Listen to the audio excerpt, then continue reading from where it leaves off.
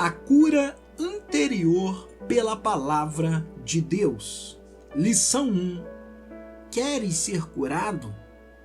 Texto base, João, capítulo 5, versos 1 ao 9. Depois disso, havia uma festa entre os judeus, e Jesus subiu a Jerusalém. Ora, em Jerusalém há, próximo à porta das ovelhas, um tanque, chamado em hebreu Betesda, o qual tem 5 alpendres. Nestes jazia grande multidão de enfermos, cegos, coxos e paralíticos, esperando o movimento das águas.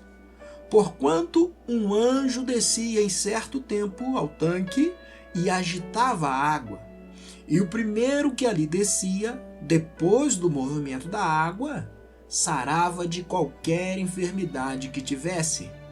E estava ali um homem que havia 38 anos se achava enfermo. E Jesus, vendo este deitado e sabendo que estava neste estado havia muito tempo, disse-lhe: Queres ficar são?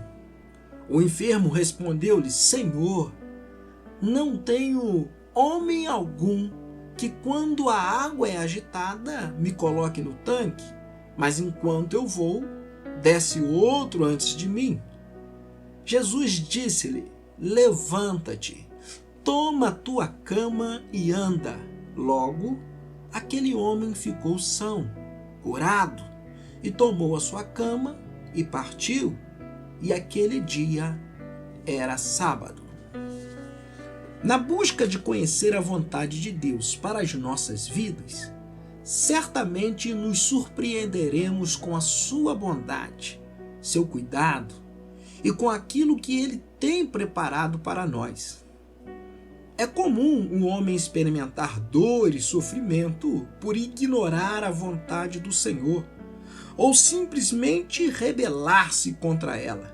Assim, é comum também que exista um grande contraste entre a vida que levamos e aquela que Deus gostaria que levássemos. Nossa vontade conta, e conta muito, para que alcancemos uma existência realizada, útil, equilibrada e feliz.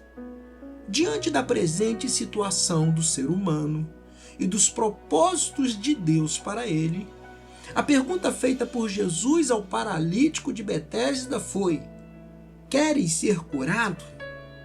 Esta pergunta ainda soa para nós relevante e desafiadora. Nela, o Senhor chama a atenção não somente para a necessidade da cura interior, mas também para o papel fundamental que a vontade humana desempenha na obtenção da mesma. Assim como este paralítico de Betesda, milhares de pessoas têm feito da vida uma verdadeira peregrinação em busca de cura de seus sofrimentos. Muitos passam por consultórios, psiquiatras, terreiros de umbanda e outros. Alguns recorrem às drogas e aos remédios controlados, mas mesmo assim continuam a sentir-se vazias e infelizes. A igreja precisa ser uma verdadeira casa de misericórdia espiritual, também como Betesda, atraindo uma multidão de enfermos, doentes, cegos, paralíticos. Mas da mesma maneira que aquele paralítico ia a Betesda e continuava doente, muito crente hoje vão aos cultos domingo após domingo e ainda estão interiormente doentes. Eles até presenciam algumas curas, veem irmãos serem sarados e transformados pelo poder de Deus, mas eles próprios permanecem sem gozar de saúde psicológica, emocional e espiritual. Saiba que o Senhor possui uma capacidade tremenda de perceber aqueles que estão com problemas, que necessitam do seu auxílio, do seu amor. Diante da constatação da necessidade do sofrimento humano, Jesus faz uma pergunta: queres ser curado? Culpando os outros. A vontade de ser curado não era tão evidente quanto poderíamos imaginar. Tanto isso é verdade que o paralítico não respondeu à pergunta de Jesus com rapidez. Passou a fazer lamentações. Senhor, não tenho ninguém que me ponha no tanque quando a água é agitada, pois enquanto eu vou, desce outros antes de mim. Outra referência da pergunta, Jesus fez a outro enfermo, o cego de Jericó, o que ele queria, e ele lhe respondeu prontamente: Senhor, que eu torne a ver. Lucas 18:41. Mas a reação do paralítico foi diferente. Diante da possibilidade da cura, ele falou dos obstáculos com que se deparava. Podemos concluir que daquela resposta, aquele paralítico mostrou que era infeliz e culpava os outros por isso. Mas, na verdade, ele era o único responsável por sua doença e sofrimento, pois a enfermidade que o paralisava durante 38 anos fora resultado de faltas que ele cometera. Isso não quer dizer que toda doença seja consequência do pecado, mas naquele caso específico era. Mas aquele paralítico lançava sobre as pessoas a culpa. Os culpados eram os amigos que o abandonaram. Aquele paralítico não enxergava os demais enfermos como companheiros, como pessoas que passavam pelas mesmas realidades, mas os via como concorrente da mesma bênção. Você já percebeu que as pessoas mais problemáticas são aquelas que são menos tolerantes com os problemas dos outros? Os que mais erram são os que mais criticam o erro do alheio. Os que mais precisam de misericórdia e perdão são os que parecem menos dispostos a concedê-los. Apegando-se à doença. Há uma outra conclusão, a qual podemos chegar a partir da resposta dada por aquele homem. Ele não estava inteiramente disposto a abrir mão de sua enfermidade, acostumara-se com ela, apesar de dolorosa, mas aprender a explorá-la, como tantos já haviam feito antes dele e continuam a fazer hoje. No Antigo Oriente, mendigar podia ser um bom negócio. Muitos judeus iam à Cidade Santa ao menos uma vez por ano. Levavam dízimos e gastavam muito dinheiro em compras e em esmolas para os pobres. Mendigar era a única coisa que aquele homem enfermo por tantos anos sabia fazer. É fato que sua vida não era lá grande coisa, mas essa prática garantia-lhe o sustento de sua casa.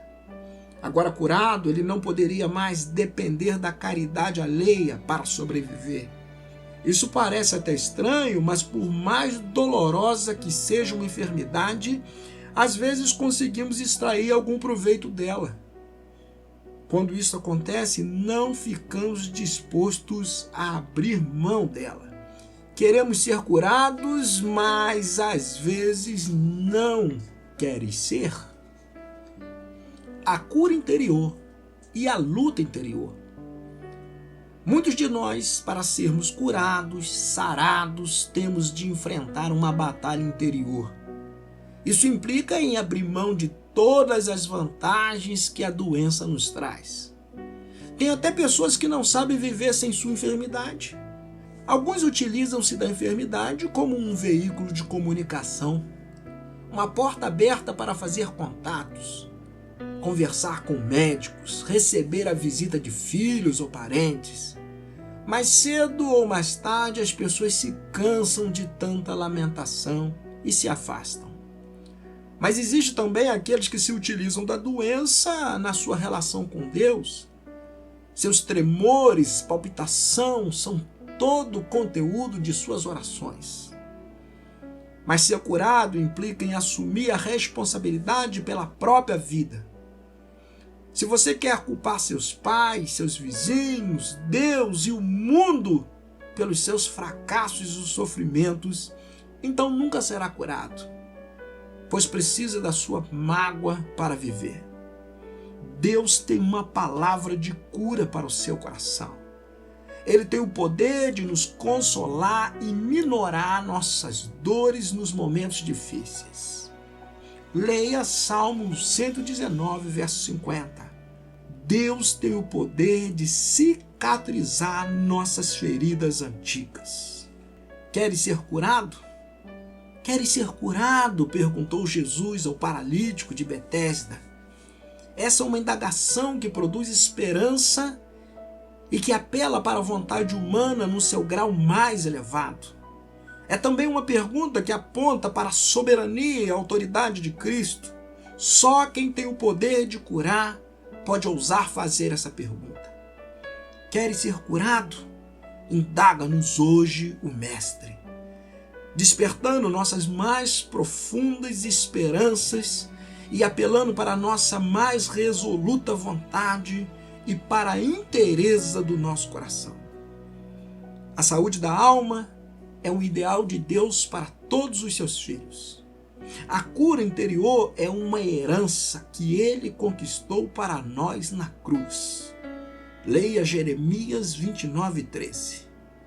A cura, para se tornar uma realidade em nossa vida, para que tenhamos um encontro com Cristo e saiamos dele transformado, curado, liberto, abençoado. A nossa vontade conta muito. Queres ser curado? Leituras complementares. 2 Reis, capítulo 5, versos do 1 ao 19. Atos, capítulo 3, do 1 ao 8. Isaías 38, versos 1 ao 22. Lucas 18, versos 35 ao 43.